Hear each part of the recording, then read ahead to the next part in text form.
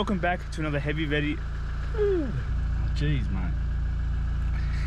We've got to mind. We don't have to think of things like that on the spot. It's a bit But be ready. Yeah. Well, you can always add that bit. You know what I mean? Like just while.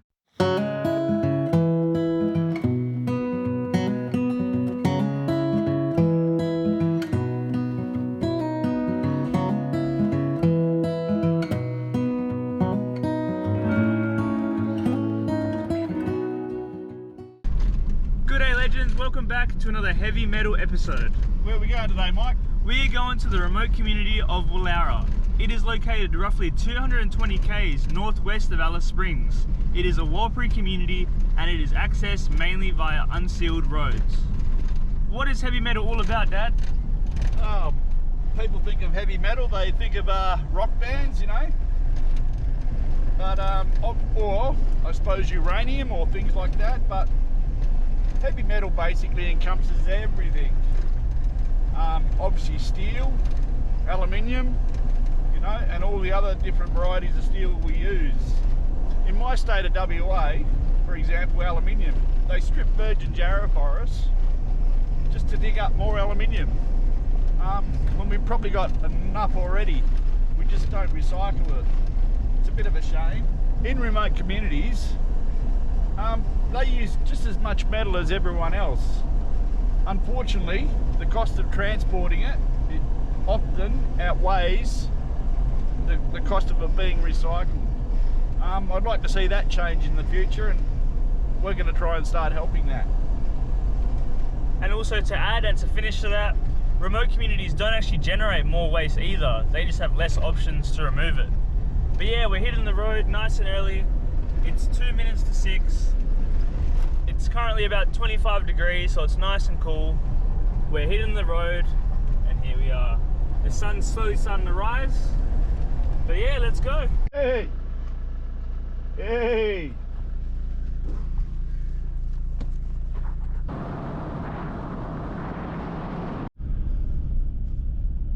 Here we go.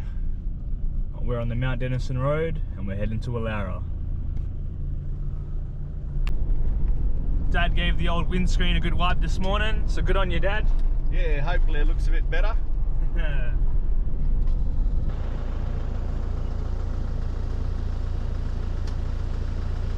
Alrighty, Dad, what was that sign about?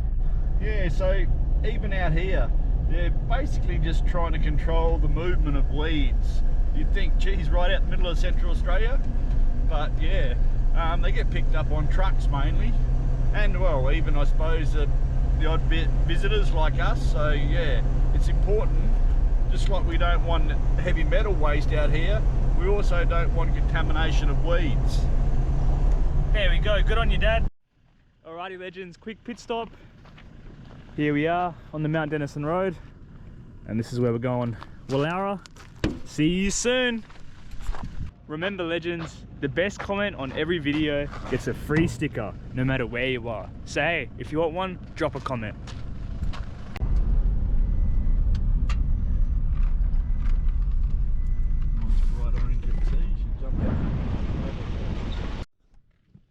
As we were driving along, Dad spotted a car. Dad, what car was this?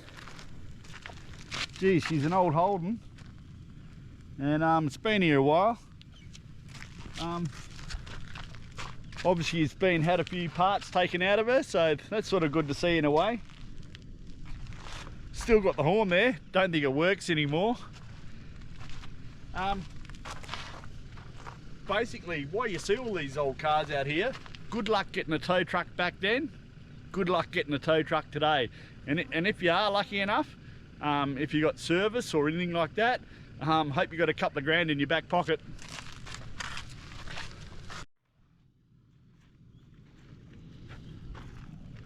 Yeah, she's been used for a bit of target practice. Even the chrome molly's still looking good on the back end there. They certainly don't make chrome like they used to.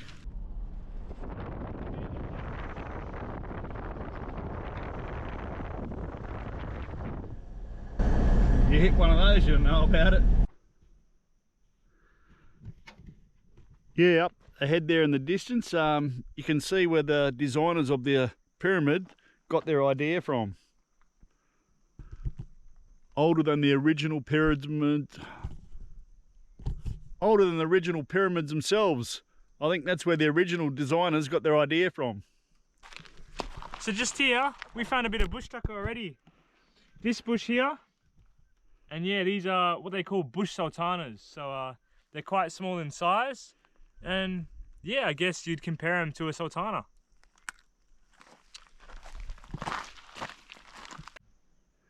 Geez, look at this old girl, Mike. She's that bull bar is still shining after all these years.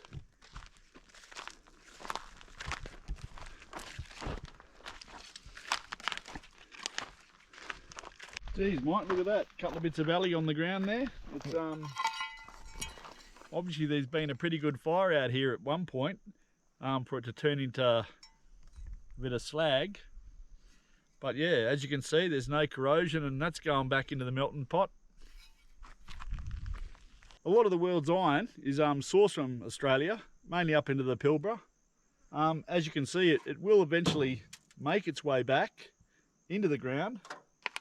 As you can see, this car's been seen better days, especially this fuel tank.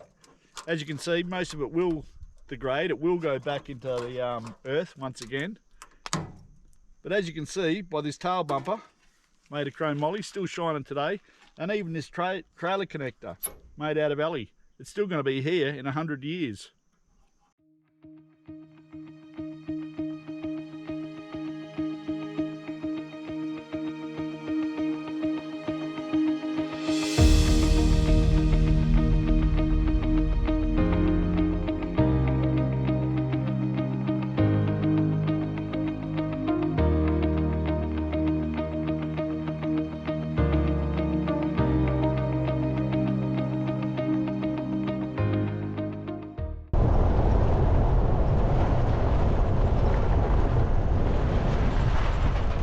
You can see someone's put a couple of rounds through the front windscreen.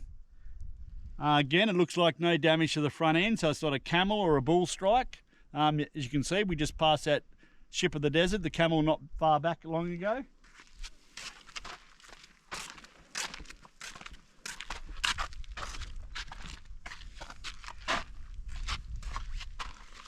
Yeah, it's a bit of a shame, and again you can wonder why.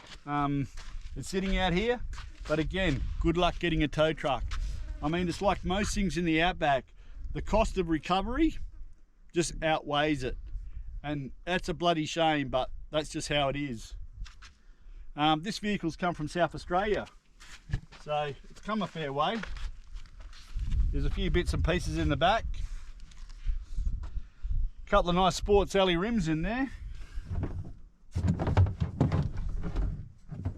Yeah, as you can see by the trolley jack, looks like that's seen better days, but yeah, they've obviously ripped the front wheels on that off this, which makes it, you know, harder again for recovery.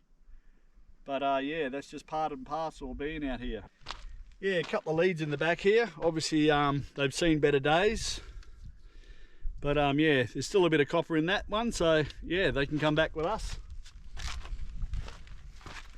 Dad's also spotted on the front a little light bar that he reckons would still be in good nick.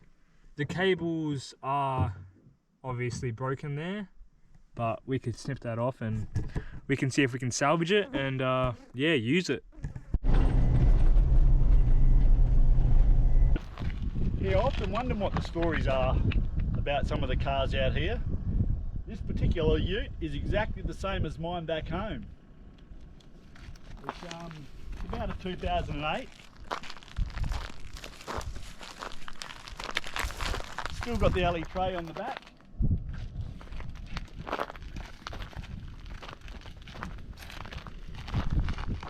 We can see by the front end that it hasn't hit a bull or anything like that, or you know, it doesn't look like it's been in a major prang. I'd say it's just broken down. And again, the difference out here is good luck getting a tow truck. You got to wonder how long these people sat out here. There is no mobile reception, so it'd be a little bit of a long wait, I think. You're silly to leave your vehicle out here. That's just the biggest no-no you do. People in the end might realise that you're gone, so it might take a couple of days. That's why that's always the importance of having enough water on board for everyone involved. As I showed you the other day, Mike does have a satellite finder, an EPIRB in the back, so you know, if that sort of happened to us, we'd still wait a day maybe. I'd still give it 24 hours before I brought in the big boy searches. There is a possibility that someone's going to come past. Out here, it is a requirement under the law to help people. It's a little bit like on the sea.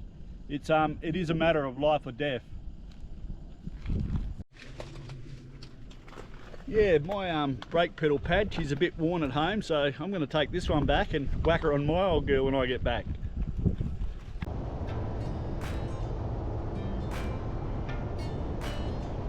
Yeah.